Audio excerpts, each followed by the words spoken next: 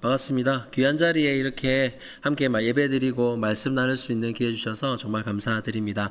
우리 옆에 있는 분들과 한번 이렇게 밝은 얼굴로, 지금 인상 말고 밝은 얼굴로 한번 인사하겠습니다. 당신은 귀한 존재입니다. 시작. 네, 아멘. PPT 띄워주시면 감사하겠습니다. 오늘 여러분들과 하나님께 영광 돌리는 다음 세대 세우기란 제목으로 하나님 말씀 같이 좀 나누려고 합니다. 제가 넘길 수 있도록 제가 한번 넘겨보겠습니다. 네, 잘 넘어가는 것 같습니다. 여러 가지 일들을 많이 해 오긴 했습니다. 근데 제가 가장 많이 한 일은 한 교회에서 이 아이가 이렇게 될 때까지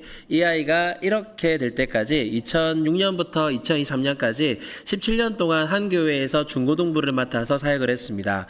그러니까 쉽게 말하면 교회에서 태어난 아이가 유아 세례 받고 기저귀 떼고 주일학교를 졸업해서 청소년부 올라온 애들이 6년 동안 저를 보고 졸업하고 그 아이들이 대학 청년부 가는 걸 보고 나왔던 거죠. 한 교회에서 오래도록 사역하고 청소년들과 부대 끼고 사역하면서 가장 많이 다루었던 주제가 뭐였냐면 어떻게 하면 이 아이들이 이 다음 세대가 하나님께 영광 돌리는 세대가 될 수 있을까라는 것이었습니다. 여러분, 이 땅에서 인간이 살아갈 수 있는 삶의 모양 중에 하나님께 영광 돌리는 삶이 최고의 삶이라고 믿으십니까? 그렇다면 그 삶을 우리 아이들이 살게 한다면, 이 아이들이 살아갈 수만 있다면 우리 너무 잘한 것이 않겠습니까? 그런 마음으로 이 주제를 가장 많이 아이들과 나누고 가르치고 했던 것 같습니다. 오늘 그 얘기들을 좀 응축해서 여러분들과 나누고 싶은데요. 저는 2016년부터 학교기도 불시운동 사역을 함께 하고 있고 교회학교 연구소의 소장으로도 함께 사역하고 있습니다. 오늘 본문 말씀인데요. 한 번만 더 큰 목소리로 읽어주시면 좋겠습니다. 시작!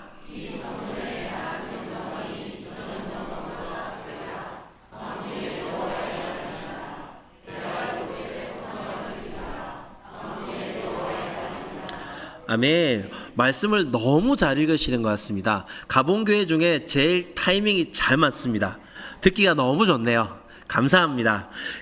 구약 성경에 보면 이 영광이란 단어에 카보드라는 단어가 쓰였습니다. 이 카보드라는 단어의 뜻은 무게 또는 가치라는 뜻을 담고 있는데요. 쉽게 말하자면 그 대상의 가치를 있는 그대로 인정하고 감탄하고 칭찬하고 노래하는 행위가 영광 돌리는 것이란 거죠. 한번 실습해 봤으면 좋겠는데요. 옆에 있는 분 얼굴을 보시며 당신은 감탄스러운 존재입니다. 시작! 네, 얼굴이 별로 안 감탄스러우신 것 같아서 이런 게 감탄이지 않겠습니까? 할렐루야. 할렐루야는 아니고요. 자, 우리 또 형제님들만 위할 수 없어서 자매님들을 위해 사진을 준비했습니다. 여러 사진들을 준비해야 되는데 제가 차마 임영웅을 준비하지 못해 죄송한 말씀을 드리면서 이 사진이 제일 효과가 좋았던 것 같습니다. 갑자기 눈빛이 초롱초롱해지시네요. 그렇죠. 네, 여러분 지금 여러분 얼굴 바로 이게 감탄하는 얼굴입니다. 자, 이 표정 그대로 옆 사람 쳐다보시면서 당신은 감탄스러운 존재야. 시작. 네, 우리가 또 언제 영광을 받게 되냐면요. 어떤 일을 열심히 해서 그 일에 좋은 결과가 나왔을 때 우리가 영광을 받는 모습들을 볼 수 있지 않습니까? 여기 보시면 까만 옷이 접니다.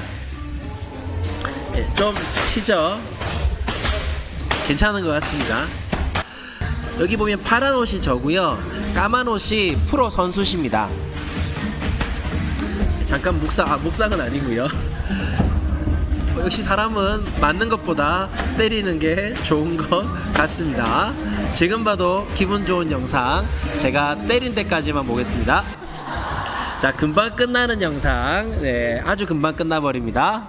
빨간 글러브가 저예요. 네, 한 방에 보내버렸습니다. 제가 7년 정도 복싱을 했고요. 재작년에 여러분 보시는 이 몸에서 17kg를 덜어내고 죽는 줄 알았습니다. 17kg를 드러내고 프로 대회를 나가서 1전을 치러 승리를 하고 프로 라이센스를 따서 프로 복서가 되었습니다. 박수 한번 주시나요? 감사합니다. 지금 여러분이 하는 이 모습이 바로 영광 돌리는 모습이지 않겠습니까? 이렇게 좋은 결과를 만들어서 영광 받는 순간에 본인이 그 영광을 받지 않고 다른 대상에게 돌리는 분들이 있습니다. 안녕하세요. 배우 김한희입니다. 반갑습니다. 내 앞길 인도하시고 계획하시는 하나님 아버지께 이 모든 영광 올려드립니다. 감사합니다. 이 영광 진짜 먼저 하나님께 먼저 돌리겠습니다. 감사합니다. 감사합니다. 저의 생사화복과 저의 모든 기쁨과 고통과 슬픔을 아시는 하나님, 제가 항상 계획한 것보다 더 선하게 이끄시는 하나님을 찬양합니다. 네, 안녕하세요. 류준열입니다. 이 모든 영광 하나님께 돌려드리도록 하겠습니다. 고맙습니다. 먼저 이 모든 영광 하나님께 올려드립니다. 참 멋진 모습이지 않습니까? 우리 구포교회 다음 세대 가운데 이런 친구들이 많이 나오기를 간절히 축복합니다. 그런데 교회에서 가끔 이렇게 사회적으로 성공하고 좋은 결과를 만드신 분들이 오셔서 간증하는 이야기, 또 이런 영상들을 볼 때마다 교육자로서 제 마음에 떠나지 않는 불편함이 있었습니다. 그건 하나님이란 분도 교회라는 것도 세상과 마찬가지로 좋은 결과가 나와야 영광을 받으신다고?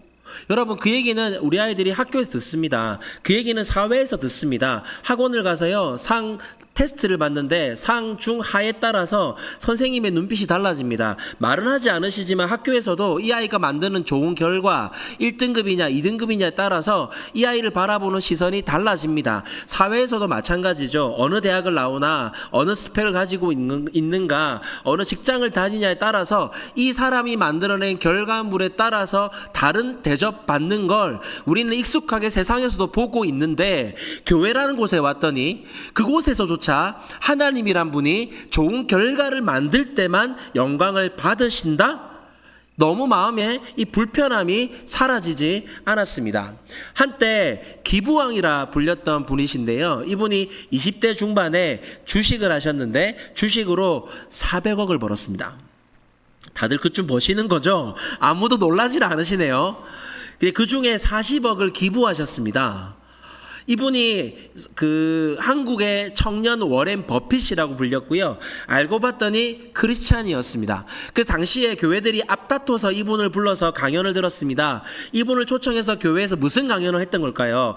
너희도 이분처럼 주식해라? 이건 아니겠지만 너희도 이분처럼 뭐해라? 사회적으로 성공해라. 성공한 다음에 혼자만 잘 먹고 잘 살지 말고 누군가를 도우면서 살아라.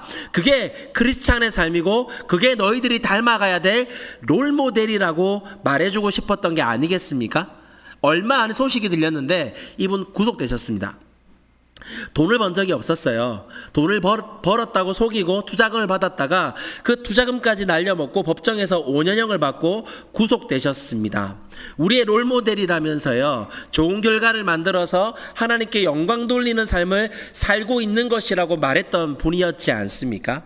제 제자 중에 예은이라는 아이가 있었는데 이 아이가 고3 때 청소년부 회장을 했습니다.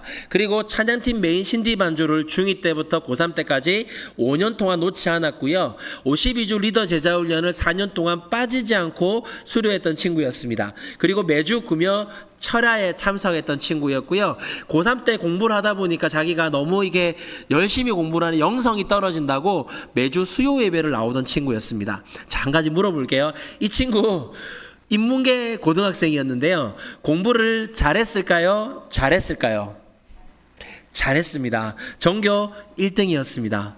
그리고 학원을 다니지 않았습니다. 속된 말로 아이들 말로 죽이고 싶은 애가 딱 이해였던 거죠.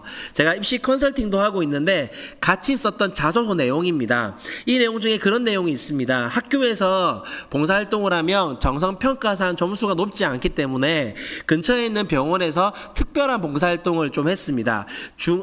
중환자 아이들이 있는 병원에서 청소하는 봉사활동을 했는데 거기서 하루는 청소를 하다가 읽지 마시고요. 제가 얘기해 드릴 거예요. 저만 보시면 됩니다. 갑자기 다 위로 보시네요.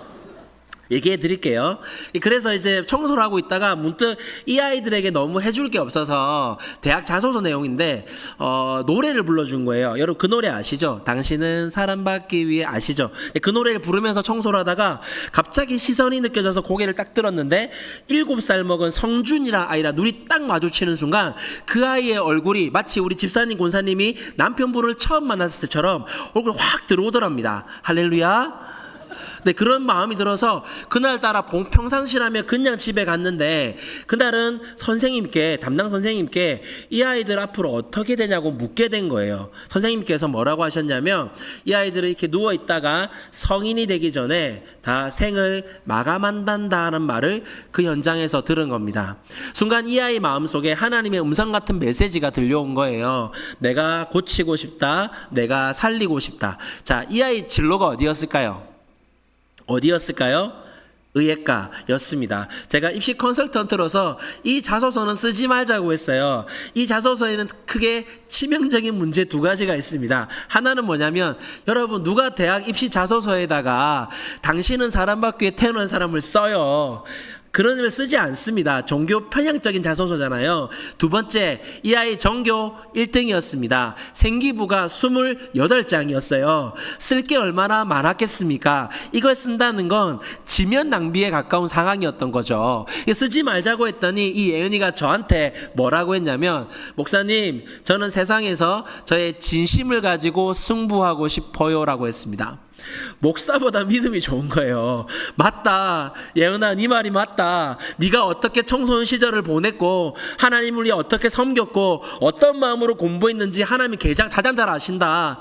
우리 정말 열심히 기도하면서 최선을 다해서 한번 원서를 넣어보자. 하나님 너에게 좋은 결과를 주실 거야 라고 말하며 그 어떤 아이보다 최선을 다해서 이 아이 원서를 썼고 같이 입시를 수시 6개와 정시 3개를 써 넣었습니다. 그 결과 정말 감사하게 다 떨어졌습니다.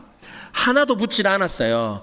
한번 여러분들에게 중요한 질문 하나를 던져볼게요. 소리에서 한번 답해 주시겠습니까? 이 예은이라는 아이의 청소년 시절을 통해 하나님이 영광을 받으셨을까요? 받지 않으셨을까요?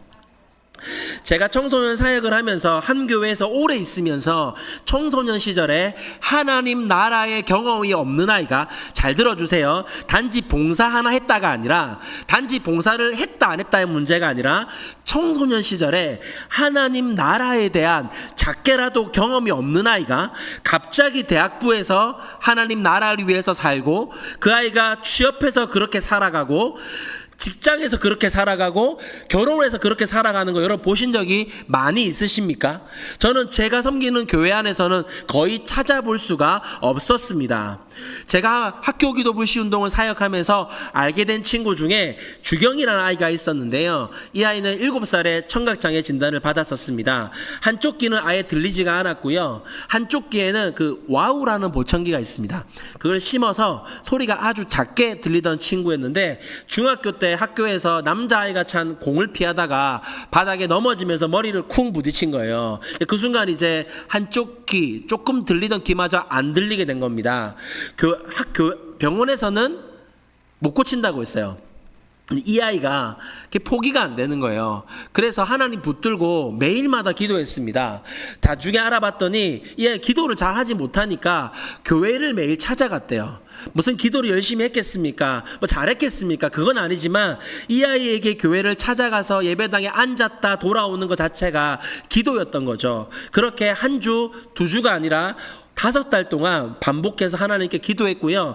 5개월이 지났을 때 다시 청력이 돌아왔습니다.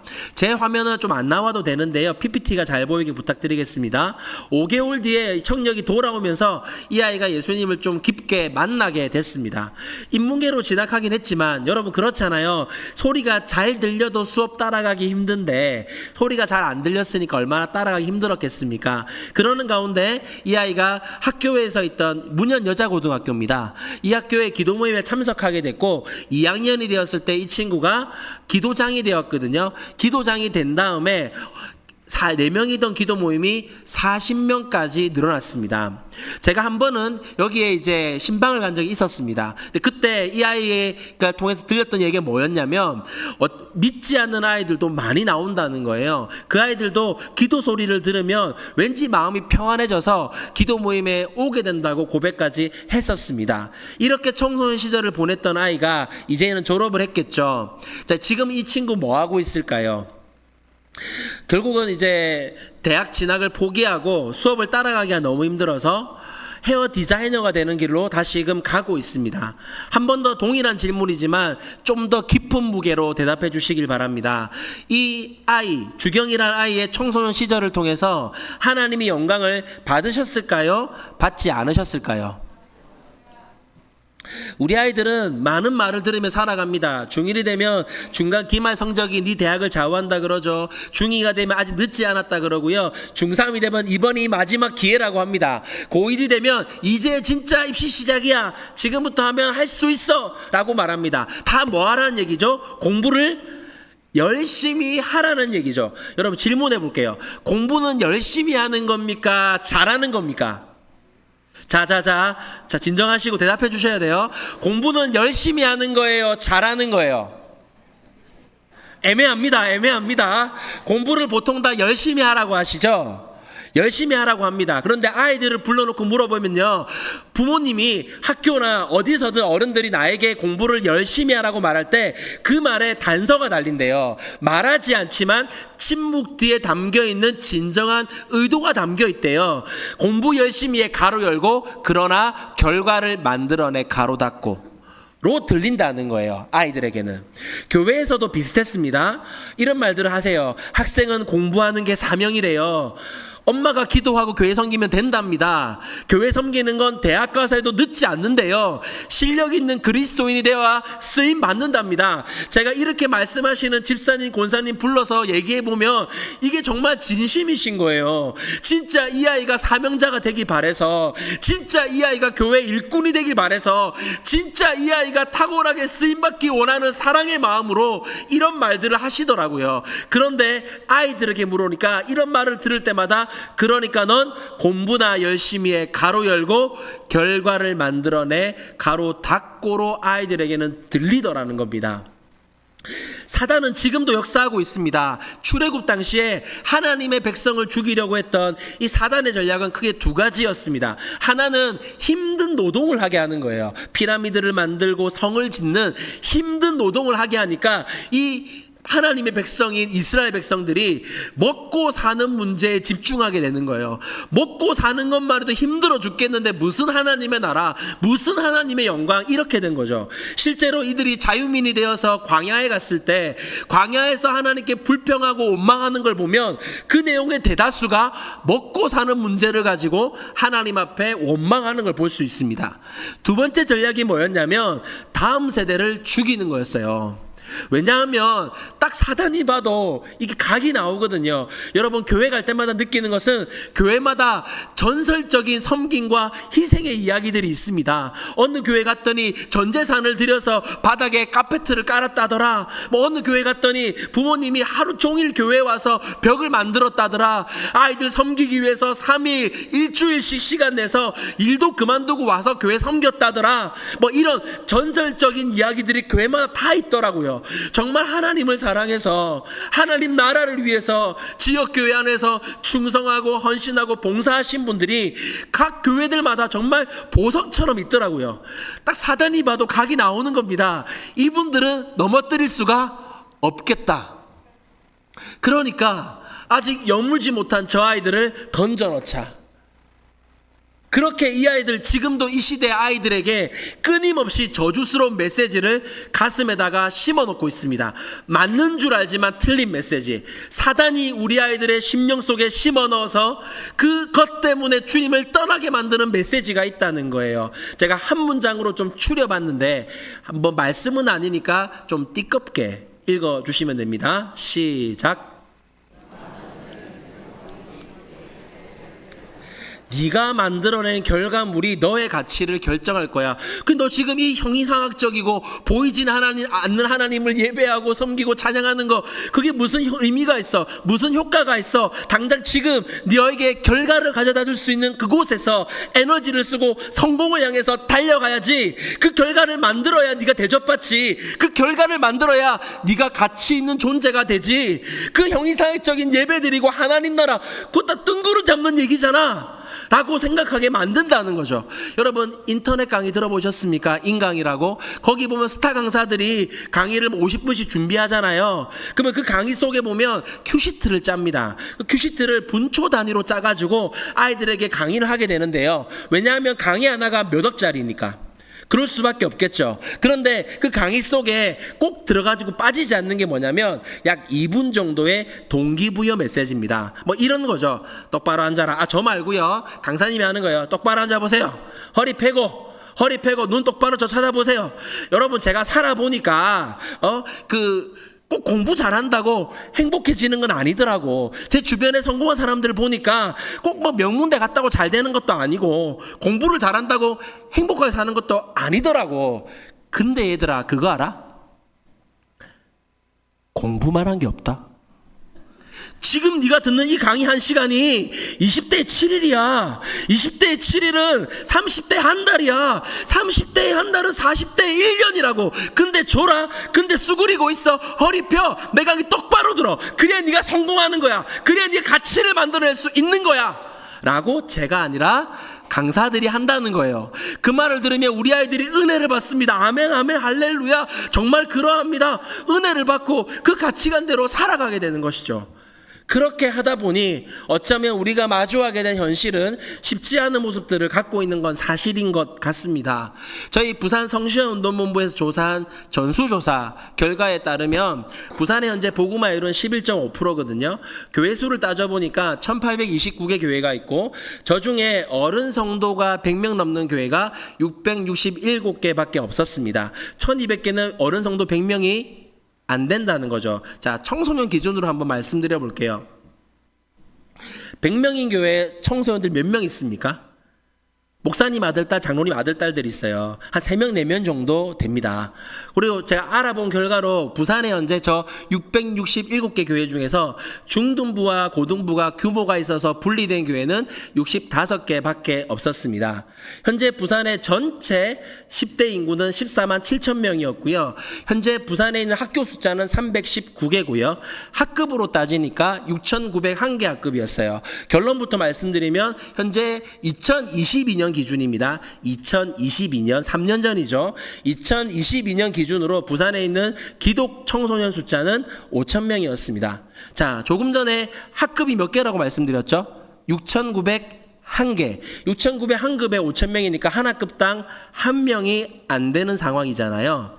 부산에 있는 한 신문사가 조사한 결과가 있었는데요. 익명으로 중학생 3,000명을 대상으로 조사를 했어요. 뭐였냐면 동성애를 찬성하는 사람 말고 동성애를 해보고 싶은 사람 조사를 했는데 한반 평균 30명이라고 했을 때 한 반당 3명이 해보고 싶다고 했어요. 자, 그런데 기독 청소년 한 반에 몇 명이라고요?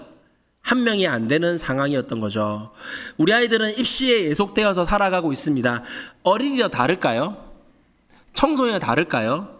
입시에 예속돼 살아가고 있고요. 학교 현장에 가보면 자기가 살아가는 대부분의 시간을 보내는 학교 현장에서 마이너란 인식 속에서 나가 소수자라는 인식 속에서 내가 믿는 하나님을 믿는 친구들을 학교에서는 만날 수 없는 상황 속에서 또래 집단이 강하고 또래 문화가 강한 그 시절에 만날 수 없는 상황 속에서 마이너란 인식 속에서 살아가게 되더라는 것이죠. 이런 전쟁 같은 상황에서 우리가 어떻게 반전을 일으키고 어떻게 하나님 나라로 이 아이들을 이끌 수 있을지, 어떻게 우리보다 더 영광스러운 세대로 세울 수 있을지 제 이야기를 통해 조금 더 고민해 보았으면 좋겠습니다. 제가 2009년에 결혼했거든요. 저도 결혼했습니다. 2009년에 결혼했는데 아내랑 9년 동안 교제했습니다. 9년 교제하고 결혼했어요. 저희 아내가 교회 누나였습니다. 교회는 좋은 것입니다. 할렐루야. 누나 하다가 자기야 하다가 여보 하다가 요즘에는 이제 애기야까지 왔다가 요즘에는 바뀌었습니다. 뚠뚠이로 바뀌었는데 죄송합니다. 혹시 온라인 나가나요?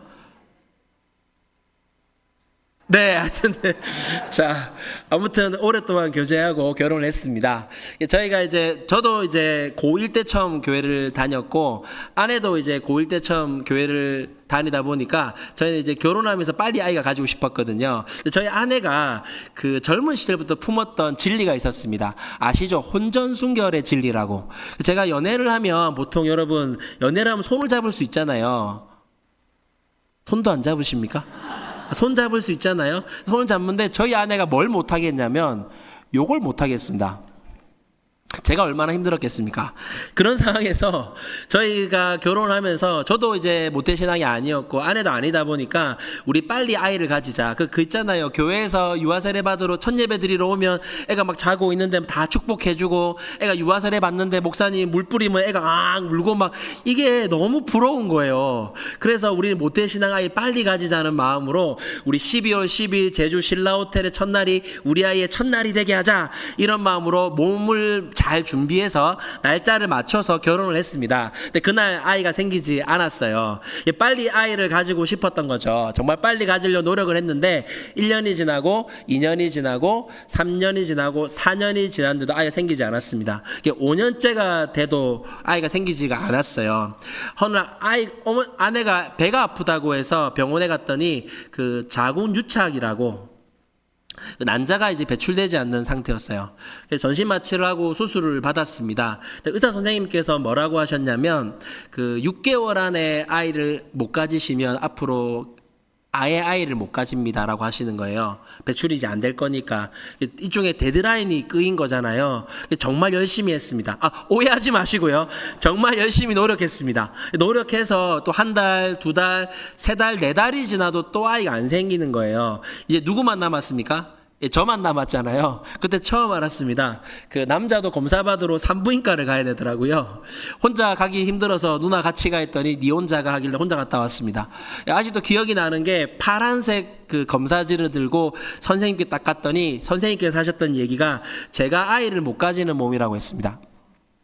그 정자들 애기들이 활동도 안 하고 수가 너무 적은데 중요한 건 기형이라는 거예요. 그래서 건강한 정자를 찾아서 이제 임신을 시도해 보는 것도 어렵겠다. 시험 간하기를 하는 것도 어렵겠다라고 이제 판단을 받고 병원 문을 나오는데 진짜 하늘이 노랬습니다. 제가 교육전도사 시절이었거든요. 새벽에 하나님께 정말 간절히 기도했습니다. 하나님 저 이렇게 모태신앙도 아니게 불러놓으시고 모태신앙인 아이 한 명 가지는 게 그렇게 하나님께 어려운 일이십니까? 온 마음에서 막 기도하는데 그 새벽에 제가 뭐 하나님 음성 듣고 뭐 이런 게 아니거든요. 근데 가슴에 진짜 하나님 말씀하시는 것처럼 명확한 문장 같은 게 확 들어오는 거예요. 근데 그게 뭐였냐면 네가 맡은 청소년들이 너의 아이란다. 짜증이 나더라고요. 짜증이. 아이를 안 주시겠다는 거잖아요. 멘토셨던 담임 목사님께 상황을 말씀드리고 기도 부탁을 드렸습니다. 그날이 금요철야 날이었거든요.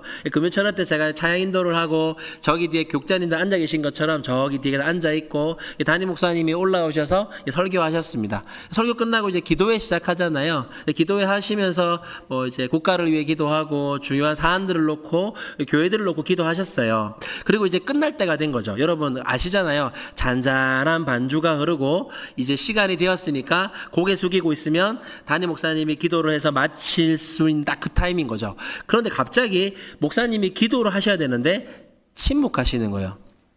사람들이 성도님들이 다 궁금하잖아요. 고개를 들어서 목사님 쳐다보고 있고 목사님 가만히 딱 침묵하시는 거예요. 딱 집중이 되는 거예요. 이렇게 이 상황에서 목사님이 고개를 드시더니 심각한 표정으로 이렇게 말씀하셨습니다. 지금 이 시간 긴급한 기도 제목이 있습니다. 우리 홍전도사가 아이를 가질 수 없는 몸이라고 합니다. 그 자리에서 까버린 거예요. 내 남자로서의 상태를 까버린 겁니다. 여러분 지금 웃으시지만 그 현장에 있던 권사님들이 여기 이제 탄성이 나오는 거예요. 아이고, 이거 아시죠? 자기도 모르게 아이고 막 이러시는 거예요. 저는 그때 교육 좋은 사람 도망도 못 가고 뒤에서 고개를 숙였습니다. 얼굴이 빨개진 거죠. 와, 우리 목사님 죄송한 말씀이죠. 미친 거 아닌가 이러면서 나한테 저럴 수가 있나, 이번 주 어떻게 내가 교회를 가라고 내 교회 사임하라고 저러시나 막 이러면서 막 고개를 숙이고 있고, 목사님이 이제 기도 제목을 내시는 거예요. 이 시간 우리 홍준사를 위해서 다 함께 기도합시다 이렇게 하시면 되는데, 제 멘토셨으니까 제가 한번 따라해 볼게요. 어떻게 하셨냐면, 지금 이 시간 우리 홍전도사를 위하여 다 함께 주여 일창하시고 기도하겠습니다. 주여 하고 기도 시작된 거예요. 주여 하고 기도가 시작되거나, 보통 여러분 한 1, 2분 지나면 기도가 내려오잖아요. 근데 내려올만 하면 권사님들이 울어. 엉엉 우니까 막 기도가 살아나는 거야. 그 내려올만 하면 권사님들이 울어. 엉엉 우시니까 기도가 막 살아나서, 농담 안 하고 정말 7분 가까이 저 하나를 놓고 기도하시는 거예요. 처음에는 쪽도 팔리고 젊은 나이에 어떻게 저런 말을 할 수 있나 이해도 되지 않고 막 그런 마음이었다가, 여러분 그거 아세요? 한 사람을 놓고 5분 넘게 기도하는 거, 한 교회가, 온 교회가 쉬운 일이 아니잖아요. 그런데 점점 그것도 권사님들이 그렇게 우실 수가 없는 거예요. 점점 제 마음속에, 저는 모태신앙이 아니라서 어머니의 기도를 받아본 적이 없고 아버지의 기도를 받아본 적이 없습니다. 그런데 온 교회가 나 한 사람을 놓고 어머니처럼 아버지처럼 기도해 주시니까 저도 막 이제 눈물이 나는 거예요. 막 눈물이 나고 콧물이 나고 막 침물이 나고, 원망 섞인 기도지만 한편으로 감동도 받아가며 저도 기도하고 권사님들도 기도하고 이런 분위기였어요. 그러고 이제 점점 잠잠해지고 여기저기서 훌쩍훌쩍 거리고 있는 상황에서 제가 이제 궁금해진 거죠. 한 5분쯤 기도하니까, 여러분 그거 아시죠? 나를 위해 기도하는 저분이 과연 나를 위해 무슨 기도를 하고 있을까 궁금해지잖아요. 보통 여러분 안 들리다가도 집중하면 저기쯤에 있는 분의 기도 소리가 들립니다. 경험 있으시죠? 제 앞에 요 앞쪽에 한 권사님이 계셨거든요. 근데 그분 기도를 훌쩍이면서 귀 기울였는데, 정말 이 권사님이 저에게 이렇게 기도하고 있었습니다. 하나님, 우리 홍전사의 정자들을 고쳐주옵소서 기도하고 계셨습니다. 근데 그렇게 이제 잠잠해지는 가운데 여기저기 훌쩍거리고 또 마친 기도하지 싶었는데 목사님이 또 침묵하시는 거예요. 그러더니 또 집중이 되고 고개를 드시더니 아무 말도 하지 않으시고 손가락 2개를 뻗어 이렇게 하셨습니다. 나오라는 거예요. 아내와 같이 안수기도를 받았습니다. 여러분 보통 이제 교육자들이 집에 가기 전에 뒤에서 인사하잖아요. 그날은 인사 안 하고 바로 집에 갔습니다. 도저히 인사를 못 하겠더라고요. 쪽이 팔리긴 했지만 나를 위해 기도해주는 이 교회가 있다는 사실에 너무 감사한 마음에 위로가 되었고, 그날 밤 아내라 부둥켜 안고 잠이 들었습니다. 그날이었던 거죠. 딱 한 달 뒤에 아이가 생겼습니다. 할렐루야. 딱 그날 아이가 생겼습니다. 자, 이렇게 생긴 제 아이 사진을 보여드릴 텐데, 그냥 보여드리면 재미가 없잖아요. 그래서 제가 삼지선다로 보여드릴 거예요. 맞추시면 오늘 설교는 정시에 끝납니다. 자, 틀리면 제가 5분만 더 하도록 하겠습니다. 자, 힌트를 드릴게요. 이 아이는, 이렇게 태어난 제 아이는 저를 닮았습니다. 엄청 닮았는데 잘생겼어요. 자, 이해하셨죠? 자, 엄청 닮았는데 뭐하다? 잘생겼어요. 자, 의논하고 상담하지 마시고 본인의 생각을 밝혀주시면 됩니다. 하나, 둘, 셋 할 때니까 그때 말씀해 주시면 됩니다. 이거 뭐 토의할 일 아닙니다. 자, 후보 띄워볼 테니까 제 아이를 찾으시면 돼요. 이해하셨죠? 자, 1번 후보 갑니다. 1번 후보. 저건 아니지 얼굴들이신데. 자, 2번 후보. 비웃는 얼굴들이신데요. 자, 3번 후보. 자, 동시에 1, 2, 3 손가락과 함께 외쳐주시면 됩니다. 제일 크게 들리는 목소리를 정답으로 듣겠습니다. 절 닮았어요. 비교되시죠? 찾아보시면 됩니다. 동시에 하나, 둘, 셋. 아, 2번 마음에 실망이 오려고 합니다. 아, 2번이 너무 많은데요. 아, 다시 해야 되나? 정답은 하나님이 셋 다 주셨습니다. 그 뒤에 태의 문을 열어서 하나님이 3명을 줄줄이 주셨습니다. 정말 감사하게도 아들로만 주셨어요. 아들들아 회개할지어다. 예, 저희 집에 테레비가 없는데 깨졌습니다. 막내가 주먹으로 때렸어요. 또 깼습니다. 쇠구슬 던졌어요. 또 깼습니다. 화살을 던졌어요. 또 깼습니다. 그냥 사과하더라고요. 여러분 아파트 가면 여러분 베란다 창 있잖아요. 어른 성인이 주먹으로 때리면 깨집니까 안 깨집니까? 안 깨지는데 하루는 저희 첫째가 1학년 초등학교 1학년 때인데 집에 갔더니 저거 두 짝이 깨져 있었습니다. 여러분 너무 화가 나면 여러분 화가 안 나는 거 아시죠? 불러놓고 애들한테 어떻게 깼냐고 물었습니다.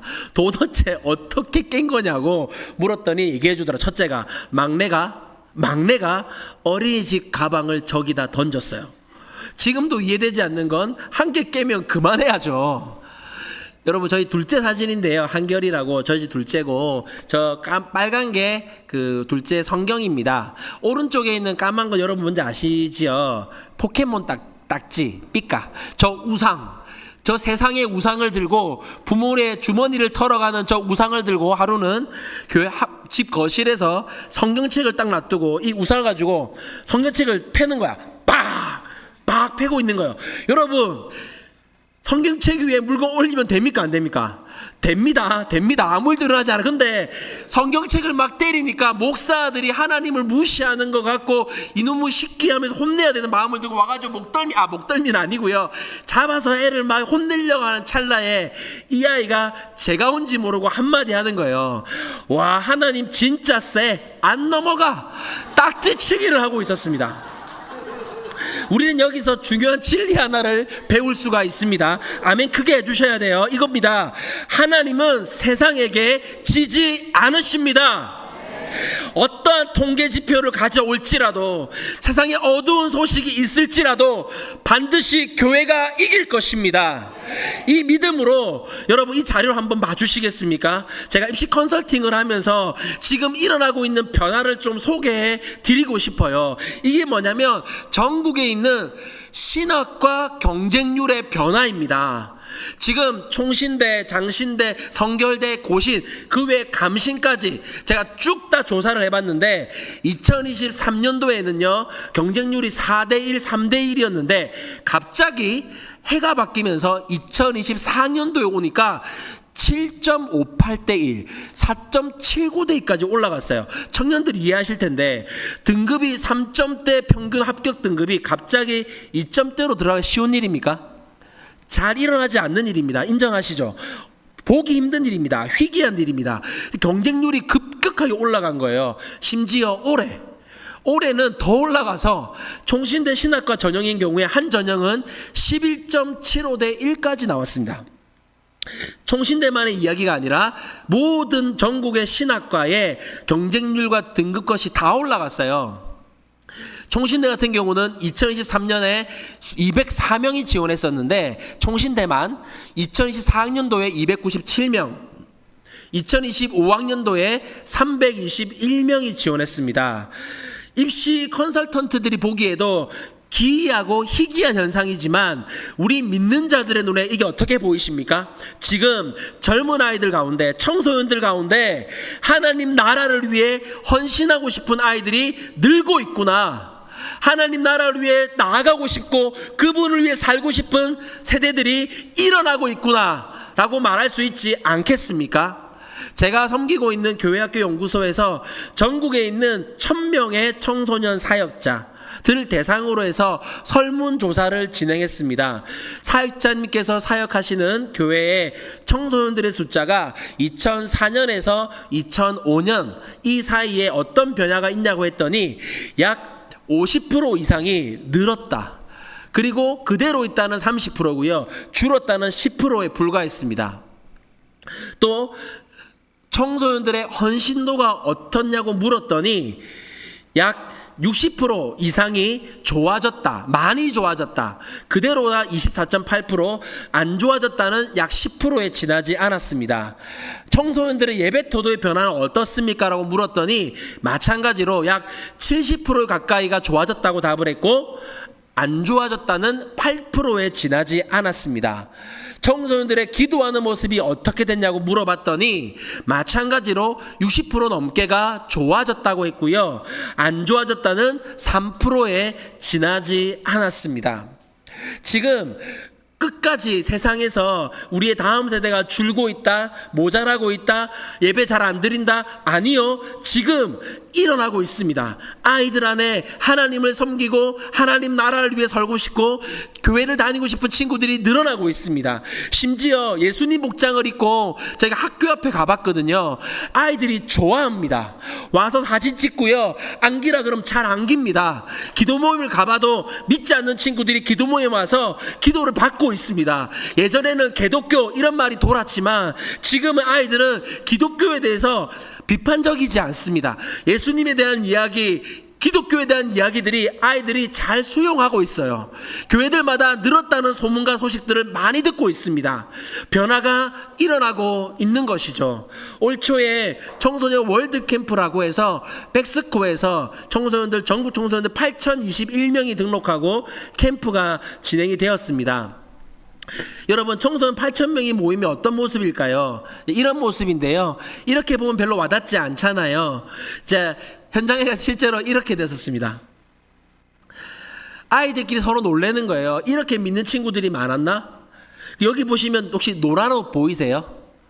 스태프들이었는데요. 저 스태프들이 저기서 진짜 고생 많이 했거든요. 저 바깥에 안내하는 담당하는 목사님 한 분 계셨는데, 후배 목사님이 계셨는데, 이거 목소리 엄청 걸걸한 큰 분이거든요. 그래서 야, 니도 그냥 그렇게 하지 말고 그냥 스피커 쓰고 해라 했더니, 아이 목사님 형님 괜찮습니다. 저는 목소리 커서 할 수 있습니다. 그렇게 하고 막 소리치다가 결국 목이 가버렸어요. 영구적으로 갔답니다. 제가 네 얘기를 가는 곳마다 하리라. 그만큼 최선을 다해 섬겼던 현장이었거든요. 거기서 아이들이 첫날, 둘째 날, 셋째 날 진짜 큰 은혜를 받았습니다. 그리고 나서 아이들이 이제 집으로 돌아가야 되는데 그냥 보내기에는 마음에 뭔가 믿음의 유산을 물려주고 싶은 거예요. 그때 떠올랐던 게 백문일답이란 것이었습니다.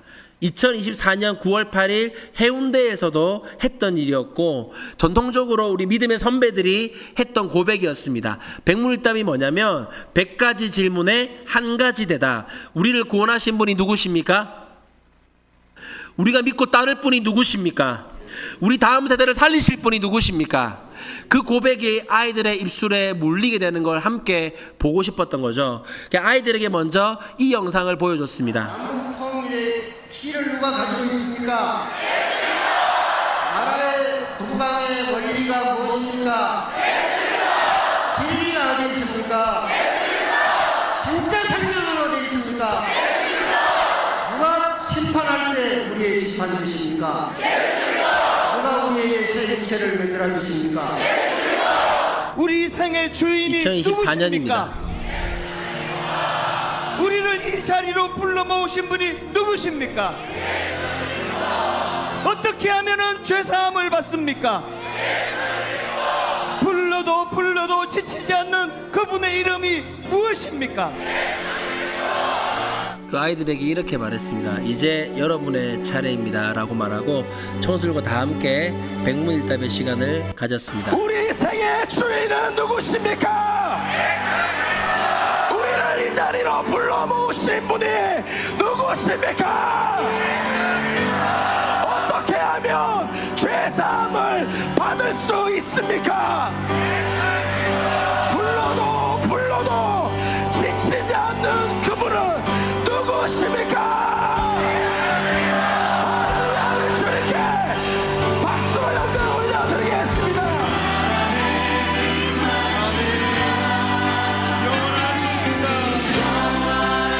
우리 믿음으로 다시 한번 이 말씀 읽겠습니다. 시작.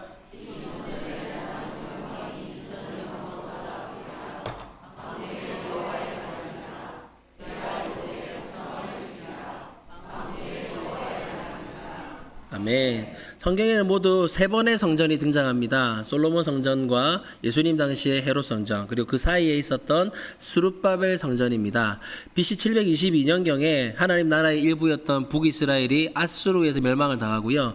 BC 586년경에 남아있던 남유다마저도 바벨론의 1차, 2차, 3차 침공으로 멸망을 당하게 됩니다. 당시 선지자였던 예레미야 선지자가 예언을 하죠. 너희들이 하나님을 떠났다. 하나님을 섬겨서 성전에서 우상을 섬겼고 음란을 행했고 인신제사를 드렸다. 돌아오라고 수없이 말했지만 너희들은 돌아오지 않았다. 그래서 하나님이 너희들을 징계하사 바벨론의 포로로 끌려가게 할 것이다. 하지만 하나님께서 너희들 전적인 은혜로 70년 만에 다시 고국으로 돌아오게 하고 예배를 회복할 것이다 라고 예언합니다. 그 예언대로 이들은 바벨론의 포로로 끌려가게 되고요. 그리고 70년이 지나고 다시 고레스 왕의 칙령을 통해 이 5만 명이 다시 고국으로 돌아오게 됩니다. 돌아온 고국은 완전히 폐허가 되어 있었습니다. 남아있는 집도 없고요. 성벽도 없고요. 그러나 이 5만 명에 모여진 다시 회복된 이 하나님의 백성들은 그들의 집을 짓거나 토목을 먼저 한 것이 아니라 하나님의 성전 짓는 일을 가장 먼저 시작했습니다. 그렇게 성전 지대를 놓고 이제 건물만 올리면 되는 상황에서 다시 예배의 터전이 회복되는구나, 하나님이 우리와 함께 하신다는 상징인 성전이 지어지는구나 라는 믿음으로 기뻐서 그 현장에서 축제의 예배, 기쁨의 예배, 즐거움의 예배를 드립니다. 그런데 그 예배를 드리고 15년간이나 건축이 멈춰버립니다. 다음 시대 하나님의 이 나라를 이끌어가야 될 중심이 될 가치관과 생활과 모든 것의 중심이 될 예배의 장소인 성전 짓는 일을 15년간이나 멈춰버리는 거죠. 그리고 나서 15년 뒤에 하나님이 학개 선지자에게 나타나셔서 왜 이들이 성전 건축을 멈췄는지 그 이유를 분석해 주십니다. 함께 읽겠습니다. 시작.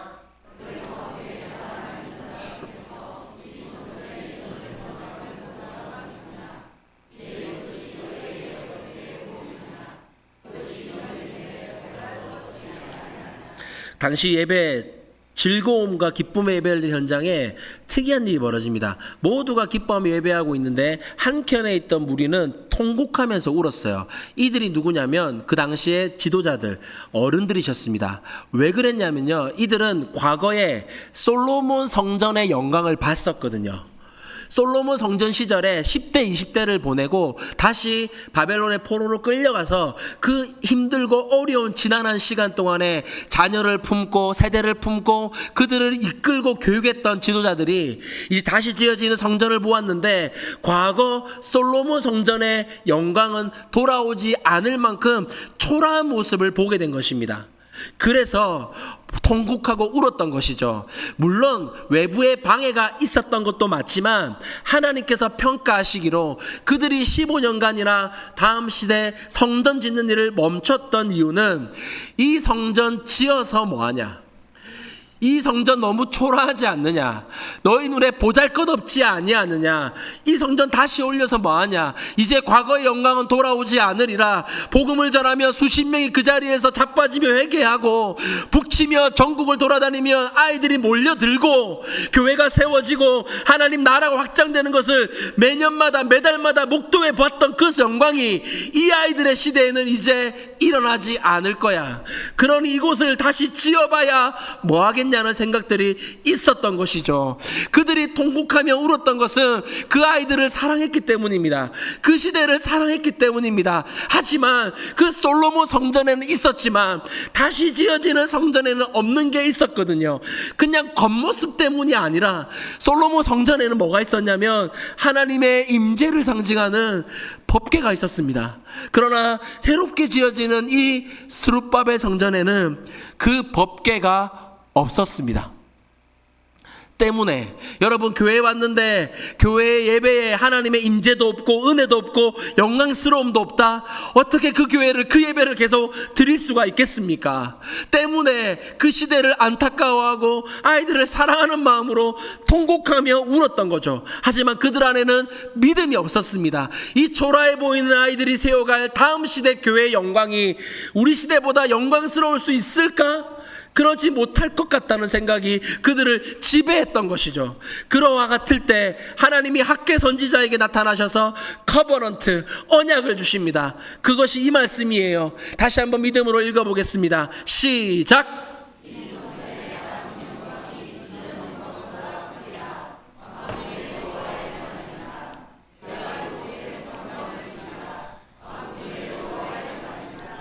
아멘. 이 성전의 나중 영광이 이전 영광보다 크리라. 누구의 말씀이십니까?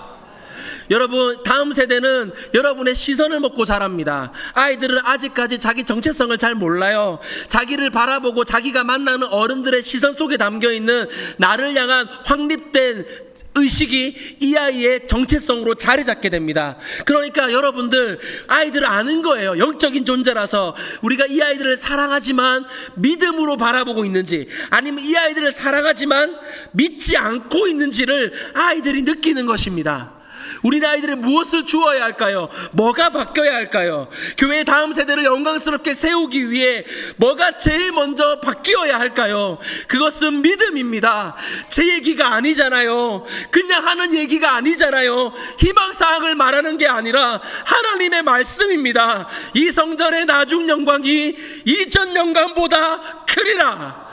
만군의 여호와의 말이니라.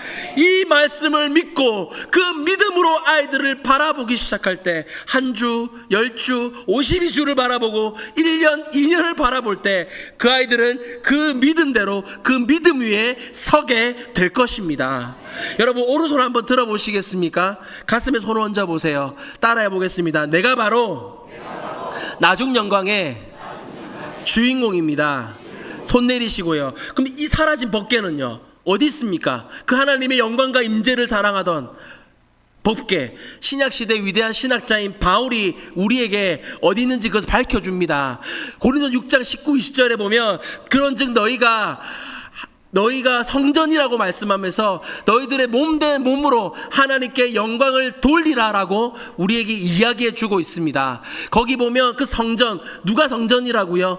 우리가 바로 그 성전이라고요. 사라진 법궤가 지금 어디 있다고요? 우리 안에 있다고요. 그리고 그 우리 안에 있는 법궤가 이제 누구 안에 있습니까? 내가 가르치고 내가 사랑하고 내가 가르치고 있는 이 아이들, 다음 세대 안에 있음을 믿으시길 바랍니다. 그 믿음을 갖고 다시 오늘 이 예배의 자리가 마치고 일어나게 됐을 때, 그 믿음이 교회 안에 다음 세대를 바꾸는 시작이 될 줄로 믿습니다.